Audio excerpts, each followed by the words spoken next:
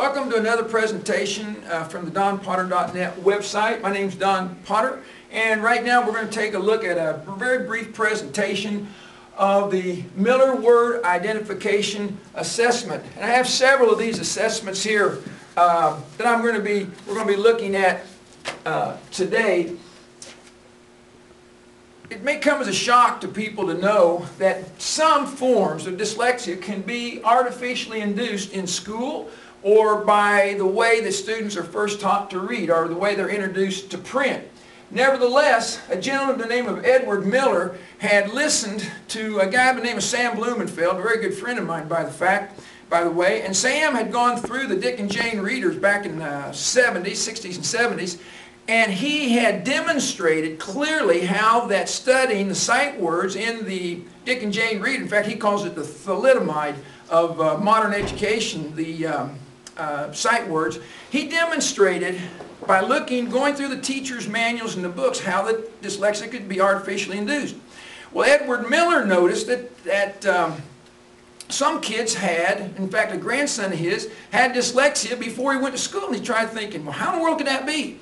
And so he began to do some profound thinking and study into the development of dyslexia, what he calls whole word dyslexia.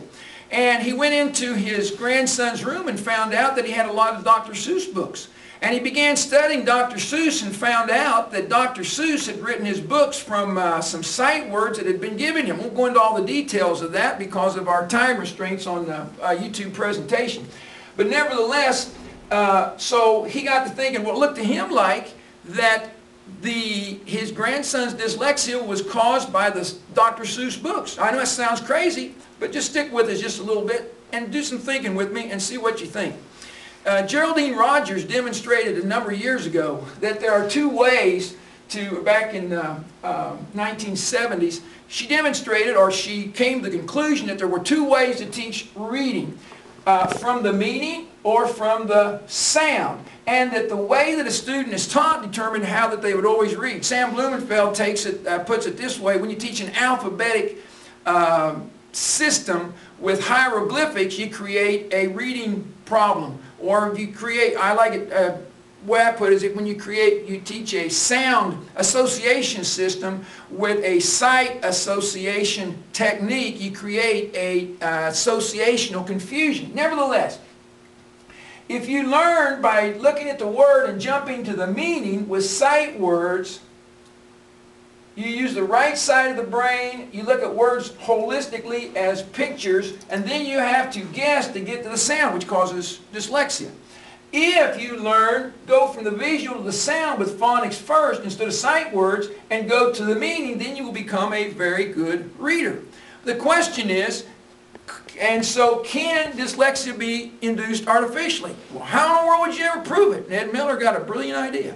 He said, let's take two lists of words. He took one list of words from Dr. Seuss's Green Eggs and Ham, by the way. He took 50 words from Green Eggs and Ham, and he put them in a list.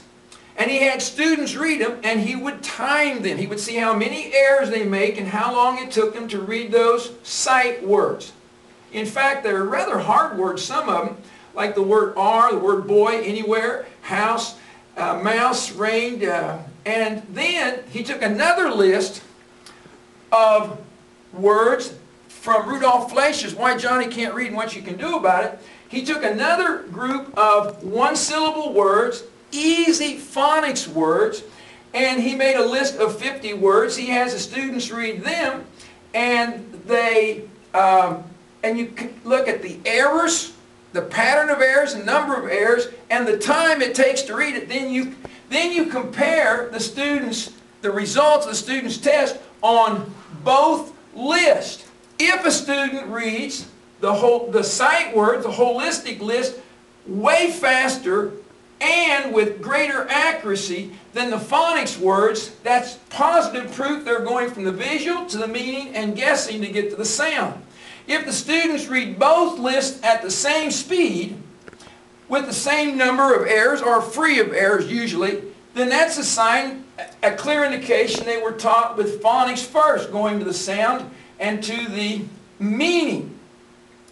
Now what I'd like to show you in Josh, will you key in on this one thing right down here? This is one student who was in first grade. His parents brought him to me on January the 26th, 07.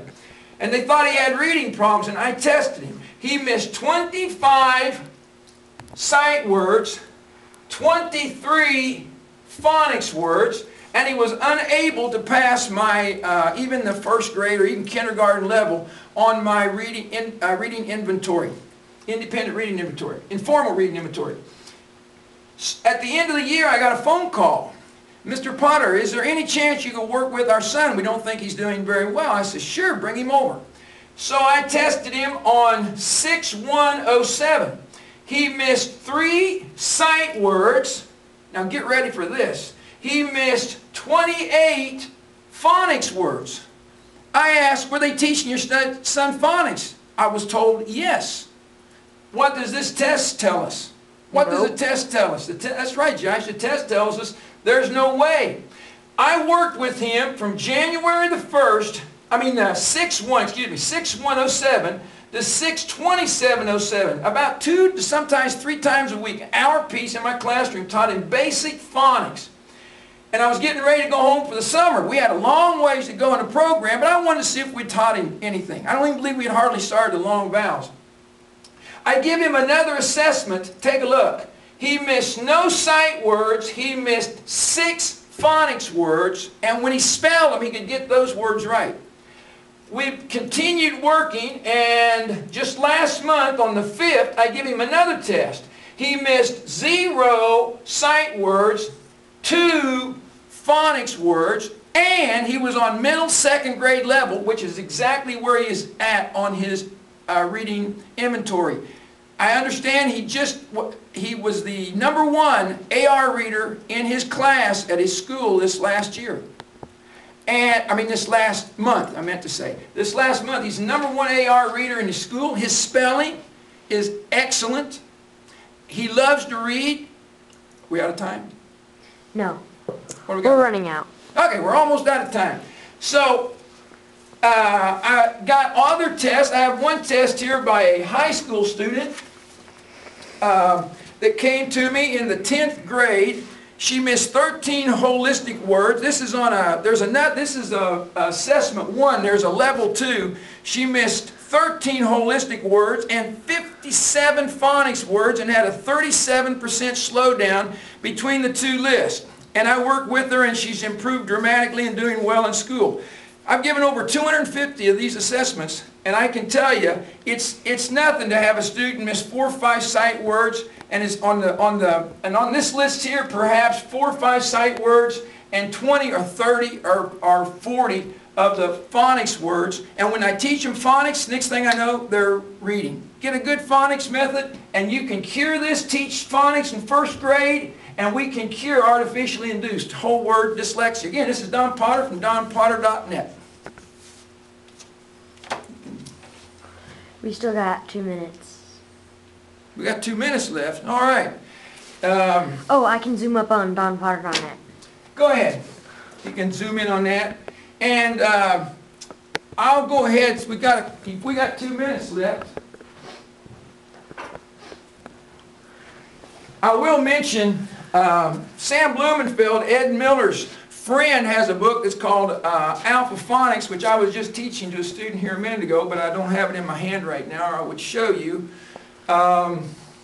which I have here someplace, but I don't know what I did with it. Oh, here it is. We'll go ahead and show you this book. Alpha Phonics by Sam Blumenfeld is one book that you can get. Another one is Reading Made Easy for Blend Phonics for 1st grade by Hazel Loring. This is available for free on my website. Both are excellent methods for helping kids with whole word dyslexia. This one is free and can be used in the classroom very easily. As also, I've even taught this one to large classes. So anyway, we're going to stop right there. I hope you'll visit my website, donpotter.net, where you can download Ed Miller's test, give it to students, and send me the results. You can go ahead and stop. Thanks.